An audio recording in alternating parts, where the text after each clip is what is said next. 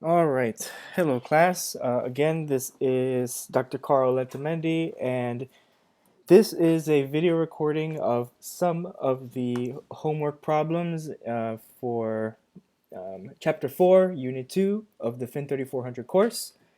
For this video in particular, I'm going to show you how to do questions number 4.3, 4.5, 4.7, 4.9, not 4.11, since that's kind of like an essay one, and I'll skip over and then do 4.13. For this particular chapter, you have to do the end of chapter problems question 4.1 to 4.13, okay? So let's begin with question 4.3, and the question reads, efficiency ratio. If Newton manufacturers have accounts receivable turnover of 4.8 times and net sales of 7,812,379, what is its level of receivables? Okay, so let's unhide here. I've developed somewhat of a different strategy here for presenting these. Just trying it out. So step one is to identify the given. Always identify the given. We know what the accounts receivable turnover is. It's 4.8 times, right? And the net sales is 7.8 million. And our second step, once we've already isolated what we know, is to go ahead and identify what the accounts receivable turnover is. So we know from the book that accounts receivable turnover equals the net sales divided by the accounts receivable. We have the accounts receivable turnover and we have net sales. What we need to solve for is for accounts receivable, this part right here. Okay, so don't confuse accounts receivable and accounts receivable turnover. It's not the same thing, okay? We have accounts receivable, we have receivable turnover, we just need to find the accounts receivable. So we know that accounts receivable equals the net sales, which we have, right? And we bring it down, and divided by the accounts receivable turnover, which is 4.8. And with that, we do the net sales divided by accounts receivable turnover to get our answer. So let's do that. Equals net sales divided by accounts receivable turnover, and our answer is 1,627,578 and 96 cents. Okay, the back of the book might say that the answer is this here, right? And that's fine. I mean, if you do 579 as your final dollar amount, or you put the pennies in, it doesn't matter to me, okay? As long as you get close and you know how to get there. So let's move on to question 4.5. Question 4.5, efficiency ratio. Sorensen Inc. has sales of 3.1 million and a gross profit margin of 23.1%, inventory of 833,145. What are the company's inventory turnover ratio and day sales in inventory, right? So here we already have the given, sales, we have gross profit margin, and we have inventory. So let's unhide this. The first step is to identify the given, and I just copied this down from here. We know sales, gross profit margin, and inventory, and that's it. What we need to do, bottom line, is to find out the company's inventory turnover and their days sales in inventory, right? So let's unhide this. So now, step two is to look up the inventory turnover ratio and the day sales inventory ratio formula in the book. So now we know that the inventory turnover ratio equals the cost of goods sold divided by inventory. We have inventory. And the day sales inventory equals 365 days divided by the inventory turnover ratio, which is this. So the tip is that we must find the cost of goods sold by taking the sales and multiplying it by 1 minus the gross profit margin. And that's going to give us the cost of goods sold. So we know sales. Let's bring that down from up here, given. We know the gross profit margin, which is 23.1%, right? We bring that down from the given. So then the cost of goods sold, again, it's going to be the sales times, and then you want to put open parentheses, 1 minus the gross profit margin. So now that we have the cost of goods sold, we can now find the inventory turnover ratio and the day sales inventory ratio. So now we solve. The inventory turnover ratio equals the cost of goods sold divided by the inventory. Okay, so now we have cost of goods sold, we have it from the previous here, and then we have inventory. So in order to find out the inventory ratio, it's simply, again, cost of goods sold divided by the inventory. And when you do that, you get 2.87. Okay, and then for the day sales inventory, we do 365 days divided by the inventory turnover ratio. Okay, this should actually be inventory turnover ratio. All right, so then let's delete this here. Try it again. So equals 365 days divided by the inventory turnover ratio. Let's click there, and then we get our answer, which is 127.1 days. Okay, so then that's the days sales and inventory ratio. Moving along to question 4.7. These are leverage ratios. Again, this is a very ratio heavy chapter. Norton Company has a debt to equity ratio of 1.65 and a ROA, which is return on assets, of 11.3% and a total equity of 1.3 million. What are the company's equity multiplier, debt ratio, and return on equity? So let's unhide here. The first step is to identify the given. So when we untangle all this here, we have the debt to equity ratio of 1.65. We have a ROA, which is return on asset, of 11.3, or you can do 11.30 or whatever, 11.3 million. It doesn't really matter. It's the same because it's a decimal. So let's just be consistent here, 11.3%. And the total equity of $1,322,796. So the question is really asking us three things. We have to find out the company's equity multiplier, right? It says it right here. We have to find out their debt ratio, and we have to find out their ROE, which is their return on equity. All right. Step 2 is to identify the formula for the ratios.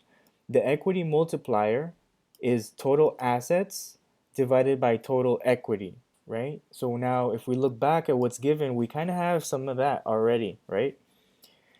The debt ratio is going to be the total debt divided by total assets. The return on equity, which is this one here, equals the return on assets, which we have, times the equity multiplier, which we're going to get once we solve for equity multiplier.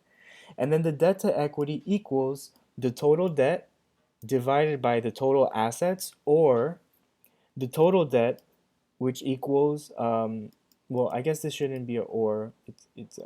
Let's do this instead. And the total debt, just as a side note, equals the debt to equity times total equity. All right, so now that we have the formulas that we need, let's go ahead and solve. So the debt to equity ratio is 1.65, and we get that from up here. It's given to us. We bring it down. The total equity is 1,322,760, and guess where we get that from? We get it from up here. We get total equity already. So then the total debt is going to be equal to the debt to equity ratio times the total equity. All right, and when you solve for that, you get $2,182,613.40. All right, so now we have that part done. So now we figured out total debt. So now we bring down, in order to solve for total assets, right? So let's delete this. In order to solve for total assets, we have to bring down the total debt, which we have here given, and the total equity, which is here. And then once we have that, all we do is just add them together. So you can do it the long way, equals this plus that, and then hit enter. Or you can do equals sum, open parentheses, select your range, close parentheses, enter. Or my favorite is just select the range, and select the cell of destination and then hit auto sum and you get your answer. So that's total assets. So now to this point right now we have total debt and total assets.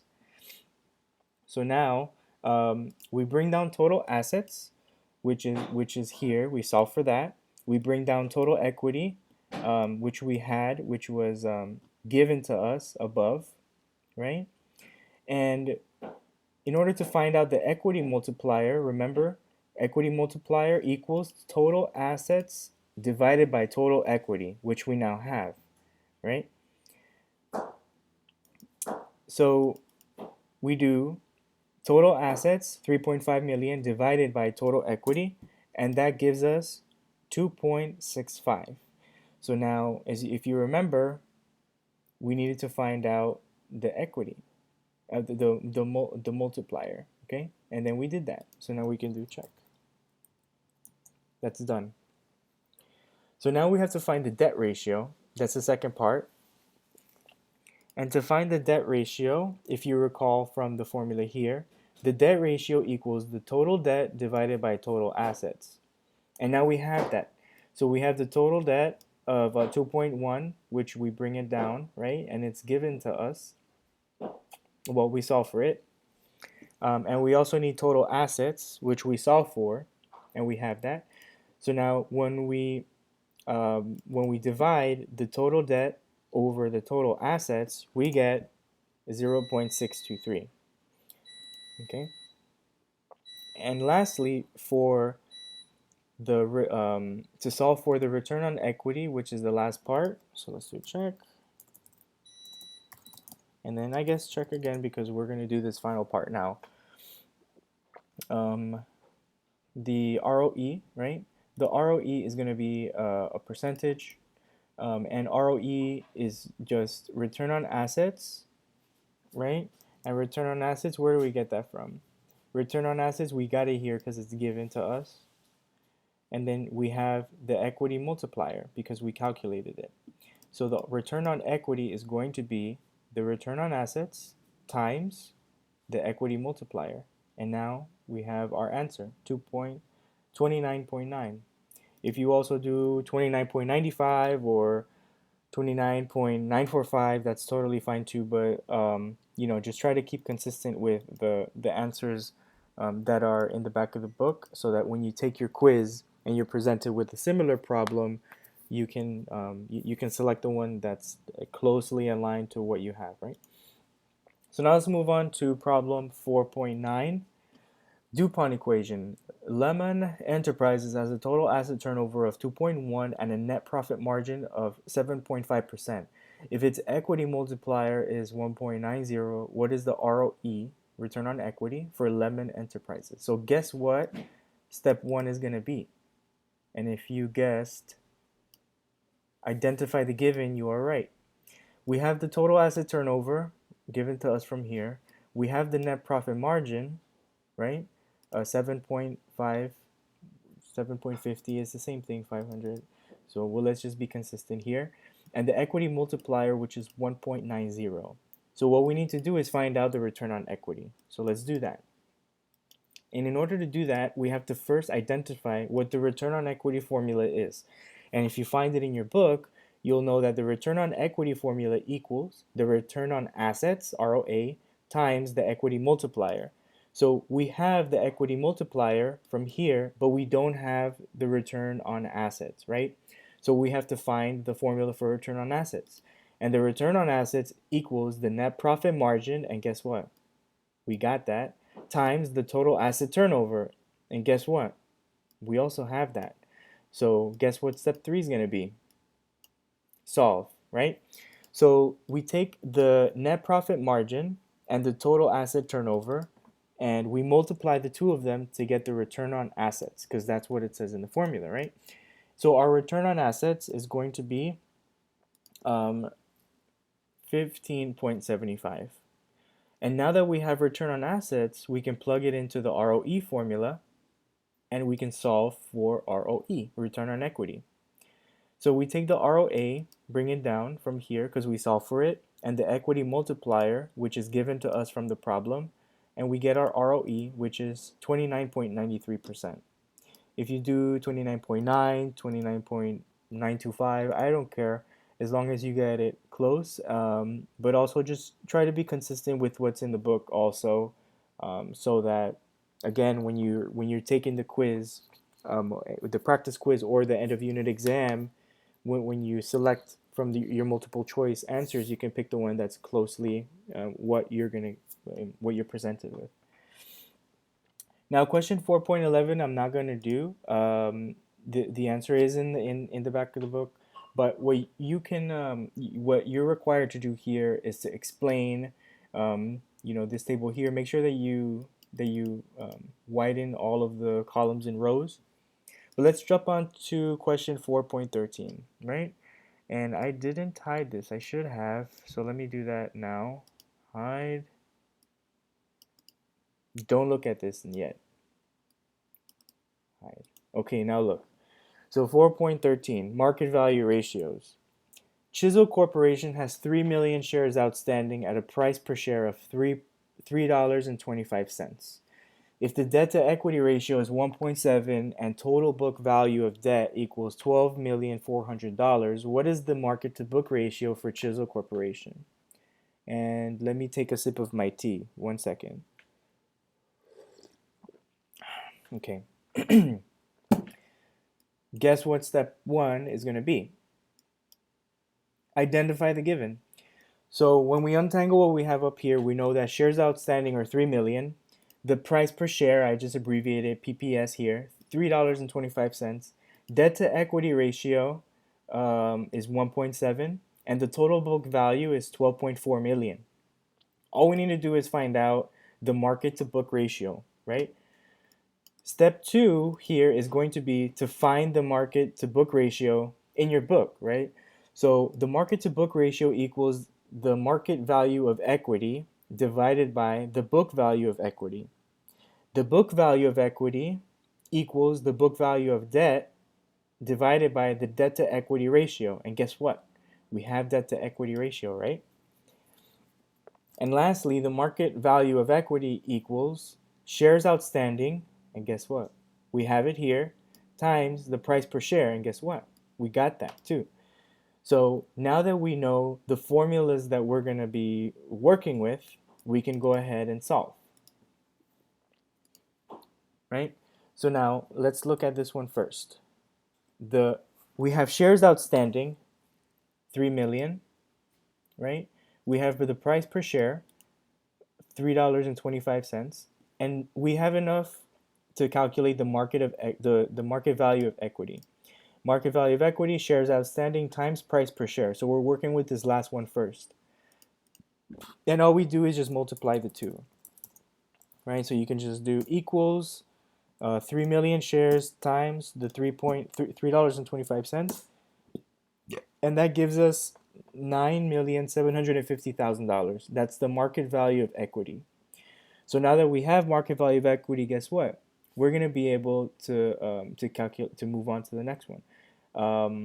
Total book value, which is given to us from here, divided by the debt to equity ratio, which is given to us, gives us the book value of equity. So now we're solving this one, the second one, book value of equity. And when you divide the two, divided by 1.7, the debt to equity ratio, we get $7,294,117.65. And now that we have the book value of equity, we have what we need to calculate the market to book, right? Yes, because the market to book ratio equals the market value of equity, which we solve here, divided by the book value of equity, which we solve down here. So all you do is just divide these two to get the market to book ratio. So we bring down the market value of equity, which we solve for here, and then the book value of equity, which we bring it down from here, and now we solve the market to book ratio, which is equal to 9.75 million divided by 7.2 million, and that gives us 1.34. And if you confirm with the back of the book, you'll see that that's how you come up with that question, with that answer rather. So this concludes the video lecture, well, the video tutorial of some of the problems of chapter 4. Again, the intent was to be able to leverage some of our resources here. You have the answers to the odd from the back of the book, and these are the steps on how to get to that answer. So hopefully you'll be able to use this as a tool to answer the rest of the problems. And if you have any questions, comments, or concerns, you can always feel free to text me or send me an email, and I'll be more than happy to help you out. And this concludes the video. Take care.